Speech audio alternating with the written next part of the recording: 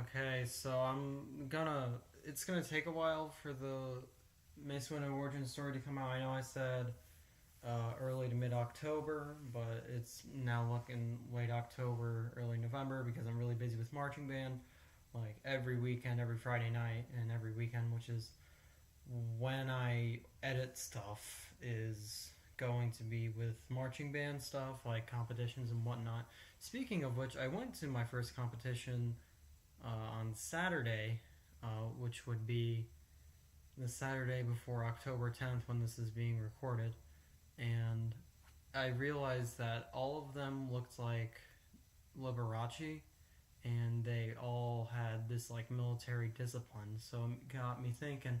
I think if Liberace ever joined the military, I think he would become a general and then he would go on and then cause world peace because every war would just become a marching band competition. But to hold y'all over until the Mace Windu origin story comes out, I thought it would be a pretty neato meme to read the Declaration of Independence.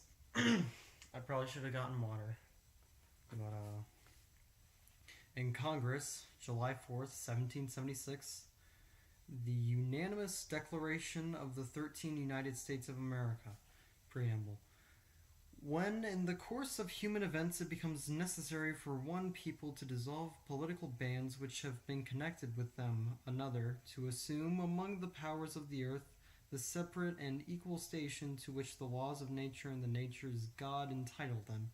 A decent respect to the opinions of mankind requires that they should declare the causes which impel them to the separation. Declaration of Natural Rights.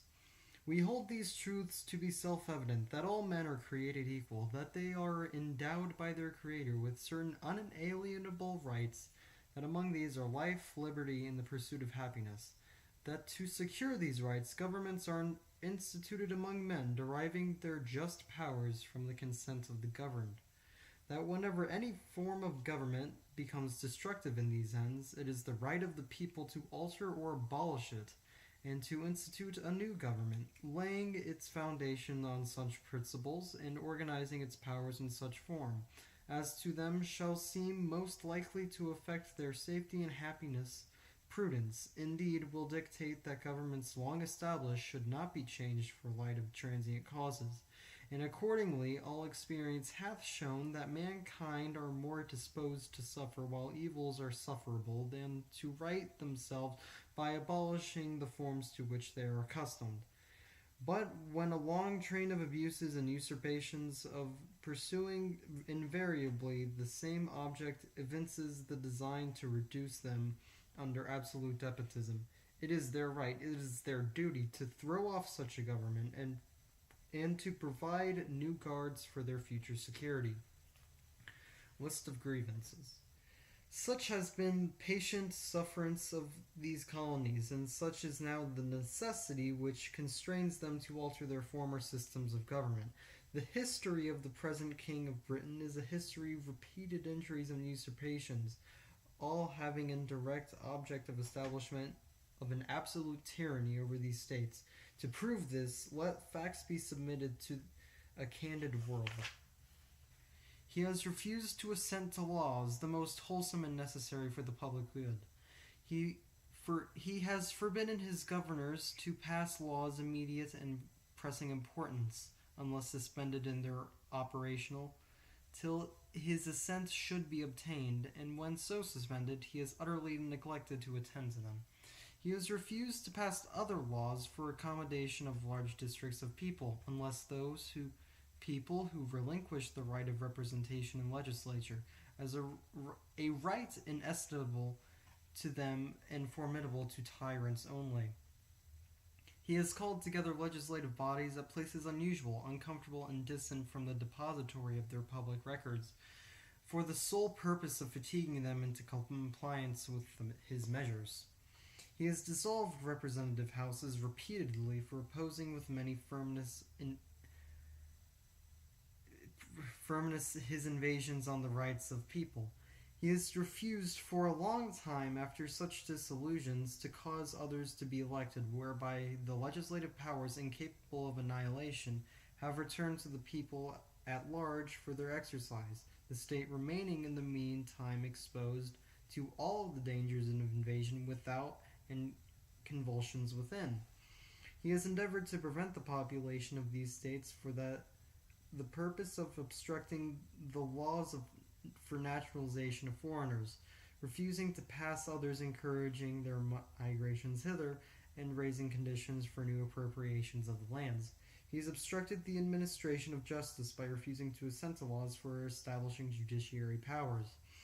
He has made the judges dependent on his will alone for the tenure of their offices and the amount of payment of their salaries. He has erected a multitude of new offices and sent hither swarms of officers to harass our people and eat out their substance. He has kept among us in times of peace standing armies without the consent of our legislature. He has affected to render military independent of our superior and civil power.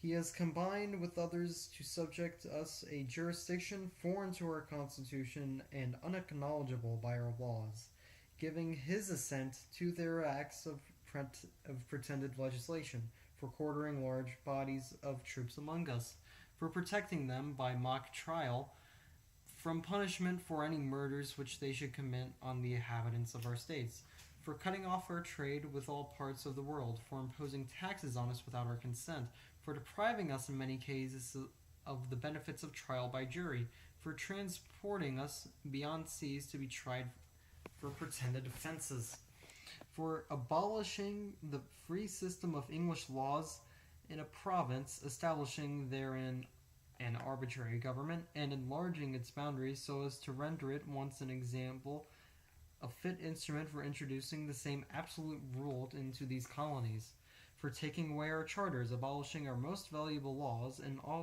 altering fundamentally the forms of our governments, for suspending our own legislature and declaring themselves invested in power to legislate for us in all cases whatsoever. He has abdicated government here by declaring us out of his protection and waging war on us. He has plundered our seas, ravaged our coast, and burnt our towns, and destroyed the lives of our people.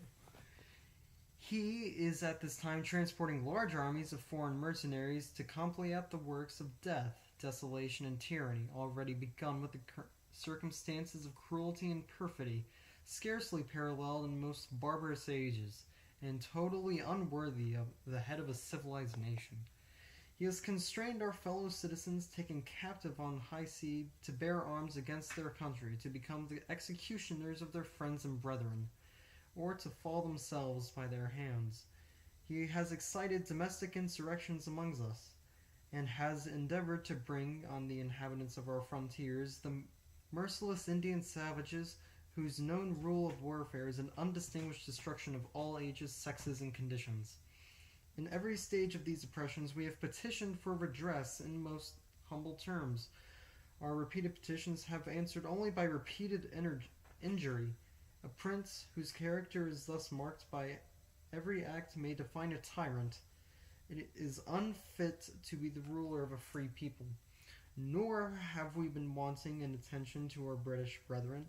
We have warned them from time to time of attempts of their legislature to extend an unwarrantable jurisdiction over us. We have reminded them of the circumstances of our emigration and settlement here. We have appealed to their native justice of magnanimity, and we have conjured by them the ties of our common kindred to disavow these usurpations which would inevitably interrupt our connections with correspondence. They too have been deaf to the voice of justice and consanguinity. That's my cat playing. That's what that. Thank you, cat, for interrupting the video. Cat, Lena, stop. There you go. You get away from the box. Cool. Okay. Now she's gonna eat my foot. That's nice. Okay, can you stop being an asshole? Jesus. Fuck. We must therefore acquiesce in the necessity which denounces our separation and hold them, as we hold the rest of mankind, enemies in war, in peace, friends. Resolution of Independence of the United States. We, therefore, the representatives of the United States of America, in General Congress, assembled, appealing to the Supreme Judge of the world for the rectitude of our intentions, do, in the name and by authority of the people of these colonies, solemnly publish and declare that these united colonies are, of right, ought to be free and independent states, that they are absolved from the allegiance to the British Crown, and that they all political connection between them and the state of Great Britain is ought to be totally dissolved, and that as free and independent states they have full power to levy war, conclude peace, contract alliances, establish commerce, and do all other acts and things which independent states may of right do. And for the support of this declaration, with a firm reliance on the protection of divine providence, we mutually pledge each other our lives, our fortunes, and our sacred honor. Here are the signers. John Hancock, President from Massachusetts. From Georgia, Button Gwinnett, Lyman Hall, and George Bolton. From North Carolina, William Hooper, Joseph Hughes, John Penn. From South Carolina, Edward Rutledge, Thomas Hayward, Thomas Lynch Jr., and Arthur Middleton. From Maryland, Samuel Chase, William Paca, Thomas Stone, and Charles Carroll of Carrolltown. From Virginia, George Wythe, Richard Henry Lee, Thomas Jefferson, Benjamin Harrison, Thomas Nelson Jr., Francis Lightfoot Lee, and Carter Braxton.